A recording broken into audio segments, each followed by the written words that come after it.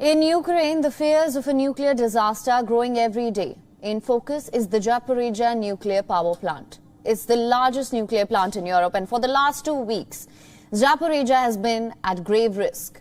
There has been fresh shelling close to the nuclear plant, both Ukraine and Russia blaming each other. And the UN nuclear watchdog is warned of a nuclear disaster. Ukrainian President Zelensky says it will be a catastrophe that will impact the whole of Europe.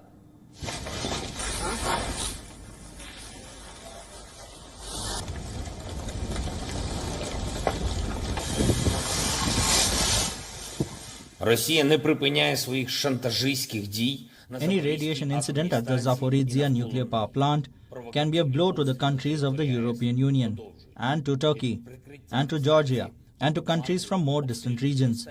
Everything depends only on the direction and strength of the wind.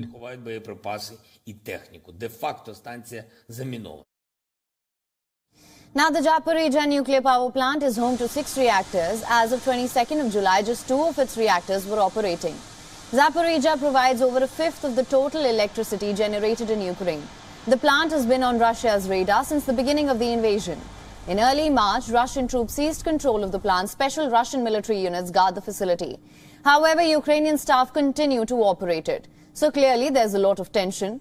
The UN nuclear watchdog says the staff is operating under stressful conditions. So if there is a nuclear accident, no one knows who will deal with it. Will it be the Russian advisors or the Ukrainian staff? There is no clarity. In March, the Zaporizhzhia nuclear power plant was struck, but there was no radiation leak. The reactors, too, were intact. However, both Russia and Ukraine blamed each other for the strike. Since July, however, the plant remains near the front line. It has been hit by shells multiple times in recent weeks.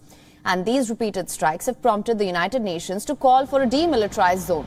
Russia says it will facilitate a UN nuclear watchdog visit to the plant, but says it's too dangerous for the IAEA to go through Kiev. On the other hand, the United Nations says it can facilitate the IAEA visit if both Russia and Ukraine agree. NATO, too, has called for an urgent need to inspect Ukraine nuclear plant. Currently, there are 2 major risks. The continuous shelling could damage the plant, but it is unlikely that it will affect the nuclear reactor. The reactor, that's well protected. It has a powerful body with a reinforced concrete shell. But what it could affect here is the reactor's cooling system. This could lead to a severe accident like the world saw in Fukushima. So obviously, Ukraine is concerned. Ukrainian authorities in Zaporizhzhia are holding nuclear disaster response drills. Of course we are concerned, that's for sure, and that is the situation. We see that the situation from the when they start sharing from the 5th of August, it's changed dramatically. And of course we are concerned. That's why we are here. That's why we created this group. That's why we are involved in everyday communication with this. And we speak to our international partners also. That of course we are concerned. Now both Russia and Ukraine, they know the danger of militarizing a nuclear plant or compromising the safety of a reactor. In fact, Zaporizhzhia, it's located just 500 kilometers from Chernobyl, the site of the world's worst nuclear disaster. These new strikes, they're raising fears of yet another nuclear catastrophe. You cannot just close the eyes and say that if you see the military there, if you see the weapon, and of course it's directly influenced the safety of nuclear material at the station. And that's what we want to see. And of course we understand that from the other hand, they need to give some technical estimation on what is happening, because we just have not concrete information what is inside.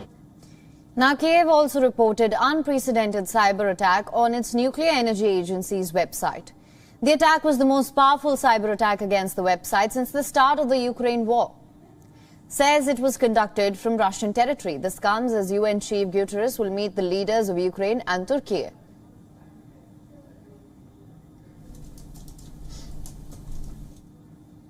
And for more on this, we were earlier joined by Mac William Bishop, a freelance reporter near Mykolaiv, Ukraine. Listen into what he had to say. Well, Eric, it's not entirely clear would be the short answer to that question. Russian military forces are in control of the nuclear power plants. However, the Ukrainian workers that operate the plant, they are still continuing to go to work. They're still continuing to maintain the plant and ensure its safe operation. This is one of the largest power plants in the world. It's the largest in Europe, and it is a key location for the generation of power across Ukraine. The last time that it was taken offline was shortly after the Russian annexation of Crimea in 2014. That resulted in rolling blackouts across Ukraine. So it's quite key and central to power generation in this region. It's not that bad now, but when you're talking about a nuclear power plant, of course, the concern is that it could become quite bad quite quickly.